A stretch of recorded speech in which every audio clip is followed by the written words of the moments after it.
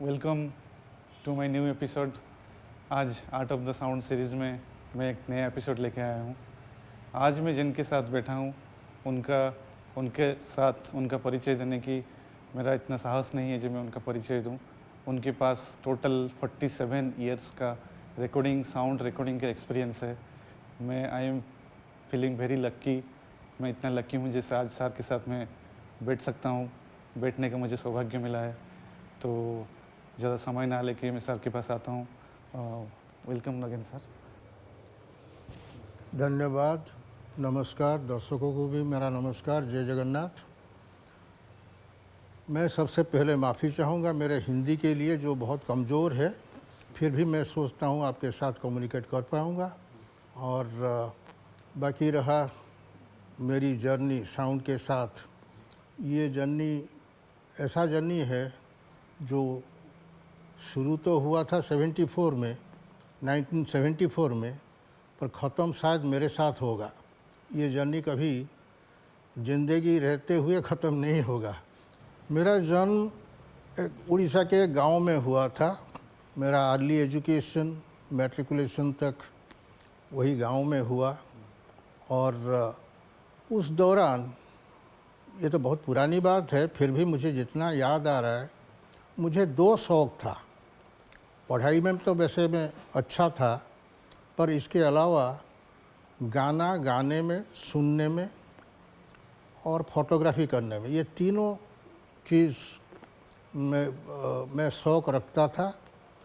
और बचपन में गांव में मैं भी सौभाग्यशाली रहा कि उस टाइम में भी I think it was something around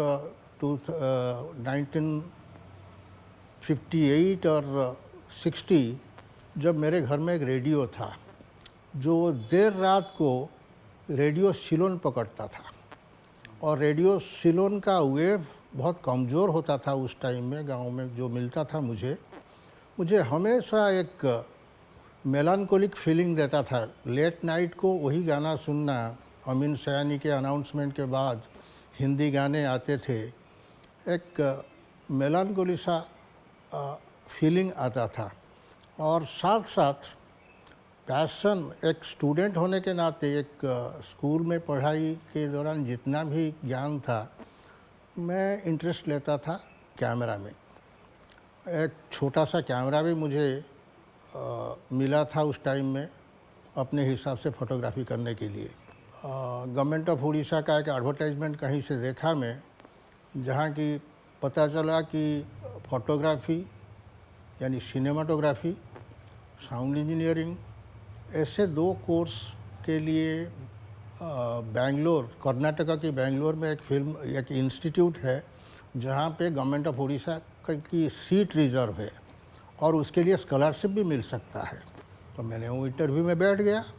और अनलकीली फॉर मी, और या लकीली फॉर मी, वो तो बाद में पता चला, तो मैं सेकंड पोजीशन में आया। मुझे मेरा पसंदीदा कोर्स सिनेमाटोग्राफी नहीं मिला, मुझे नेक्स्ट सीट साउंड रिकॉर्डिंग का मिल गया और मैं उसको पकड़ लिया। और साउंड रिकॉर्डिंग पढ़ने के लिए मैं कर्नाटका बेंगलोर में जो था श्री जयचामराजेंद्र पॉलिटेक्निक, वहीं पर ज्वाइन किया। तो यहीं से मेरा शुरुआत 1974 में शुरू हुआ मेरा जर्नी साउंड रिकॉर्डिंग का। सर, मैं आपसे ये जानना चाहूँगा, जब आप फिल्म इंस्टीट्यूट में गए, फिल्म इंस्टीट्यूट में आपको चांस मिला, तो बेसिकली आपको क्या फिल्म इंस्टीट्यूट में वर्ल्ड सिनेमा आपको एक्सप्लोर हुआ फिल्म इंस्टीट्यूट में, तो आप उसके बारे में थोड़ा ऑडियंस को बताइए, आपको क्या एक्सपीरियंस रहा फिल्म इंस्टीट्यूट में? 74 में मैं जिस इंस्टीट्यूट में जाकर एडमिशन लिया साउंड रिकॉर्डिंग पढ़ने के लिए, वो एक वोकेशनल इंस्टीट्यूट, जो बहुत बेहतर इंस्टीट्यूट तो नहीं है फिल्म स्टडीज़ के लिए, पर ये अर्लीस्ट इंस्टीट्यूट था।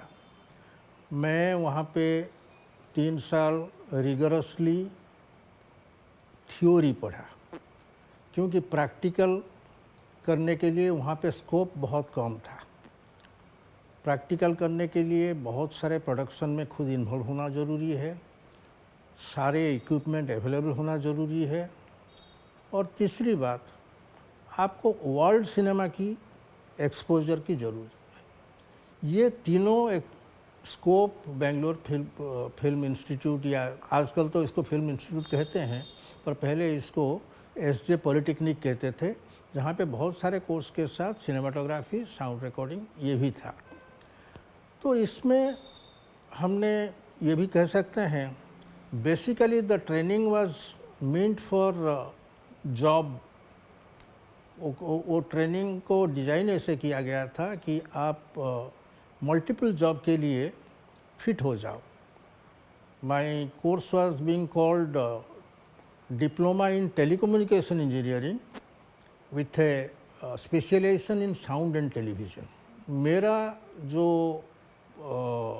इच्छा था इसको तो पार्शियली फुलफिल किया, पूरा नहीं कर पाया। Creativity part I really lacked. I could not learn anything there in film institute, but I became a master of theory at that time in telecommunication, जो आगे चल के बहुत सारे बच्चों को काम में आता था in to get job in various fields, पर फिल्म के लिए तो इतना फिट नहीं करता था, क्योंकि मुझे 2-3 फिल्मों में काम करने का मौका वही फिल्म इंस्टीट्यूट में ही मिल गया। और वो फिल्म भी बहुत, ये समझ लीजिए कि चमत्कारी फिल्म कहते हैं। My first assignment was with Ghatashraddha, a very prominent and recognised film made by Girish Kasaravalli. इस फिल्म में मुझे फॉली इफेक्ट साउंड करने का मौका मिला था। That was my first exposure to direct recording for a film. इसके बाद मुझे और एक फिल्म मिला था काम करने के लिए वही बेंगलोर में। एक फिल्म था अमोल पालेकर और चित्रा, ये दे वर द आर्टिस्ट, और पट्टाभिराम रेड्डी एक प्रोमिनेंट राइटर डायरेक्टर थे उस दौरान। उनका फिल्म था पेपर बोट्स, एक इंग्लिश फिल्म पेपर बोट्स। उसमें मुझे आउटडोर में ऑडियो रिकॉर्डिंग करने का, जिसको पायलट कहते थे, आजकल पायलट कहते हैं, पर उस टाइम में ये फाइनल साउंड था। सर मैं एक चीज़ आपसे जानना चाहूँगा, आप जो फिल्म इंस्टीट्यूट से जब पास आउट हुए उसके बाद जब इंडस्ट्री में आए, आपका जो जर्नी था वो एक्चुअली स्ट्रगल जर्नी था या स्मूथ जर्नी था? ये ज़रूरी नहीं है कि हर आदमी को स्ट्रगल करना पड़े, और मैं सौभाग्यशाली रहा कि मुझे स्ट्रगल तो जॉब ढूंढने में नहीं पड़ा, पर हाँ, क्योंकि मेरा एजुकेशन हाफ बेक था, मैं जैसे पहले बता चुका हूँ, मेरा एजुकेशन मुझे सेटिस्फाई नहीं कर पाया था, तो मैं साउंड रिकॉर्डिंग को फुल्ली 100% लेने के लिए मुझे स्ट्रगल करना पड़ा। I had to learn, I had to deliver. पर एज ए लकी मैन, मैं बेंगलोर से 77 में पास आउट किया और मुझे इंटर्नशिप करने का मौका दिया गया साउथ के कोई स्टूडियो में। और फॉर मी उस वक्त एंटायर साउथ इंडिया में फिल्म इंडस्ट्री का प्रोडक्शन सेंटर था चेन्नई, आज की चेन्नई जो पहले मद्रास था।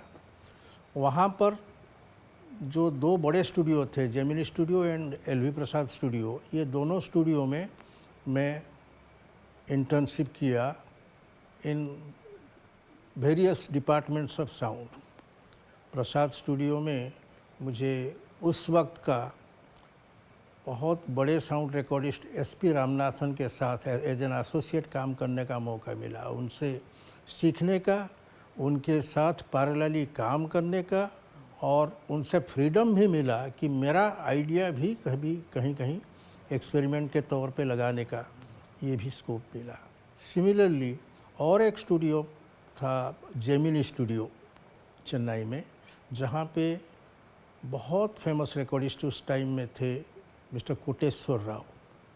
मेरा सौभाग्य ये रहा कि मैं उनके साथ भी करीबन 6-8 महीना एज एन एसोसिएट काम किया, और ही वाज उस टाइम में उनको म्यूज़िक रिकॉर्डिंग का मास्टर कहते थे।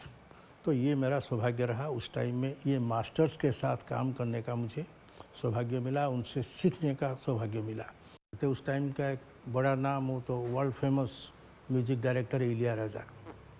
एक दौरान था इलिया राजा जी फिल्मों के गाने करने का मौका उनको मिला नहीं था, पर उस टाइम में वो मैं जिस टाइम में काम कर रहा था प्रसाद स्टूडियो में, वो ऑलमोस्ट महीने में 20 दिन बैकग्राउंड स्कोर करते थे वेरियस फिल्म के लिए। सीखने के लिए जब मैं ओपन माइंडेड था तो मुझे भगवान ने बहुत सारा स्कोप दे दिया। कुछ फिल्म का नाम आपको याद है वो फिल्म? नाम बहुत सारा तो याद नहीं, करीबन आज फिर भी 50 साल कवर हो रहा है। डायरेक्टर या आर्टिस्ट एक फिल्म याद कर सकता हूँ, धर्मेंद्र जी थे उसमें हीरो, सितमगर। सितमगर। और शायद राज कपूर जी का एक प्रोडक्शन था प्रेम रोग।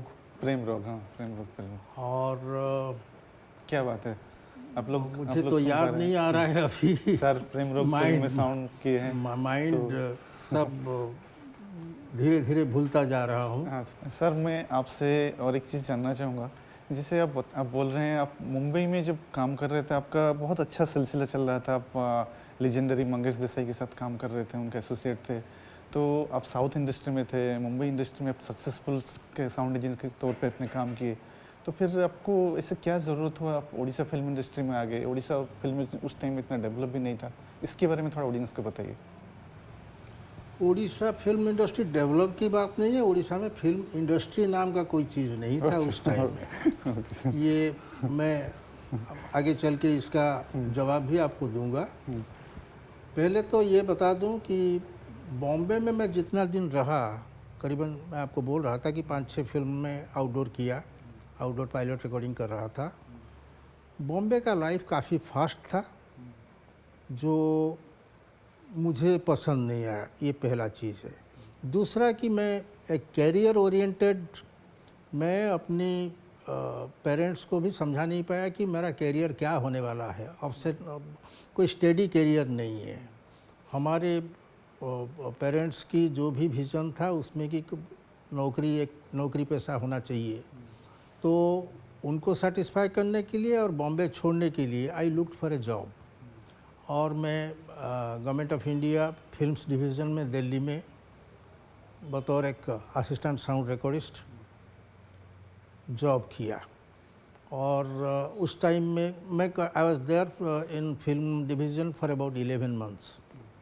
पर उसी टाइम यहाँ से मेरे डॉक्टर हरे कृष्ण महताब, जो एक्स गवर्नर बॉम्बे थे और उड़ीसा के चीफ मिनिस्टर भी थे, और रवि राय स्पीकर थे, जो they were my family friends. My father convinced me through them कि I must come back to state to support him. और महताब जी मुझे समझाया कि तुम पढ़ाई करके उड़ीसा का फिल्म बनाओगे, उड़ीसा का फिल्म इंडस्ट्री बनाओगे, या जाके बॉम्बे में दिल्ली में लोगों को सेवा दोगे, अपना स्टेट को पहले देखो। इट वाज मोर और लेस कि मैं होमसिक आदमी, मुझे घर आने के लिए मौका मिला और यहाँ पे एक जॉब भी मिल गया। कलिंग स्टूडियो तो बना नहीं था उस टाइम में। गवर्नमेंट ऑफ उड़ीसा में फिल्म डेवलपमेंट कॉरपोरेशन में मुझे बतौर एक स्पेशल अफसर जॉब मिला। और यहाँ पे आने के बाद मैं कलिंग स्टूडियो बनाने में गवर्नमेंट का जो विज़न था, मैं एक प्रमुख भूमिका निभाया और I was fully involved in the making of Kalinga Studio, and for the next part of my life, for about 20 years, मैं एक साउंड रिकॉर्डिस्ट, एक एडमिनिस्ट्रेटर के तौर पे कलिंगा स्टूडियो में काम कर रहा था। मैं क्योंकि I was a founding member of Kalinga studio और I was basically a sound recordist, जो परिचय मेरा आखिर तक रहेगा, मैं हर डिपार्टमेंट में काम करने का मुझे मौका मिला। मेरे ज़िंदगी का जितने सारे रिकॉग्नाइज्ड फिल्म मेरे हिसाब से है, मनमोहन महापात्रक जी का सितराती और नीरव झड़, प्रशांत नंद जी का डोरा, ये सारे उड़िया फिल्म, और आसामीज़ फिल्म राजा विसाया जी का जौवने आमोनी करे, एक आसामीज़ फिल्म, बुद्धदेव दासगुप्ता जी का आंधी गली, एक हिंदी फिल्म, विप्लव राय चौधरी का निर्वाचन, और औरिबम श्याम शर्मा मणिपुर का शंघाई, ये सारे मेरे हिसाब से I have done my best. And ये सारे फिल्म बहुत सारे जगह पे अवार्ड। फिल्म में एक माइलस्टोन बन गया है, एक माइलस्टोन माना जाता है। ये जो बाहर की इंडस्ट्री की बात कर रहा हूँ उनके लिए ये माइलस्टोन बन गया। लोग कहते हैं राजा विसाया का जौवने अमोनी करे Assamese film, Assamese film industry को रिवाइव किया, जन्म दिया, पुनर्जन्म दिया। क्या बात है। और एवं श्याम शर्मा को एक फिल्म के लिए जो सारे के सारे film A to Z Kalinga studio के अंदर प्रोड्यूस किया गया इन हमारे देख रेख में, ये world wide wild life film festival से लेकर वर्ल्ड वाइड रिकॉग्निशन मिला। पर्टिकुलरली मुझे भी एक इंटरनेशनल अवार्ड मिला था फॉर बेस्ट कंट्रीब्यूशन, एक मेरिट अवार्ड मिला था साउंड रिकॉर्डिंग के लिए। सर मैं आपसे एक चीज़ जानना चाहूँगा, आपने काफ़ी टाइम से south industry, Mumbai film industry and Odisha film industry में आपने काम किया है। आपका एक वेरी लॉन्ग टाइम का एक फिल्म में एक्सपीरियंस है, काम करने का एक्सपीरियंस है। तो आपका कोई टफेस्ट टाइम, जो टफेस्ट एक एक्सपीरियंस जो है, मैं आपसे एक रिक्वेस्ट करूँगा, आप अगर ऑडियंस के साथ शेयर करना चाहें तो। टफेस्ट एक्सपीरियंस तो किसी एक को नहीं बोला जा सकता। कई सारे बहुत सारे समय आया जहाँ पे किसी ना किसी वजह से हमको काफ़ी प्रेशर आया काम करने में। एक इंटरेस्टिंग भी होगा कहने के लिए, मैं कलिंग स्टूडियो के लिए काम कर रहा था। मेरा शादी का दिन, यहाँ के रिवाज के हिसाब से मुझे प्रोसेशन लेके लड़की के घर जाना है। करीबन 3 आवर्स का ट्रैवलिंग टाइम है। मुझे 3 या 4 बजे निकलना है और मैं स्टूडियो में किसी ब्रेकडाउन को अटेंड कर रहा हूँ। ऑलरेडी 3 बज चुका है, मैं घर नहीं आया हूँ और प्रोसेशन तो बारात रेडी है जाने के लिए, दूल्हा नहीं है। दूल्हा नहीं है। तो ऐसे कई जगह पे कई बार ऐसे ही मुश्किल घड़ी आया। तो बेसिकली यहाँ पे उड़ीसा बहुत लेट में टेक्नोलॉजी को एडॉप्ट किया। टेक्नोलॉजी का यूज़ तो बहुत पहले से हो गया था, पर यहाँ के अपना इंफ्रास्ट्रक्चर में काम करना उस वक्त बहुत हमारे लिए नया था और मेंटेनेंस के लिए कोई इंजीनियर नहीं मिल रहे थे। हमको अपना काम खुद करना पड़ता था। तो बहुत सारे समय ऐसा आया जब हमको ना दिन ना रात कुछ समझते काम को कैसे टाइम पे डिलीवर करें, उसके लिए हमको दिमाग लगाना पड़ता था, मेहनत करना पड़ता था।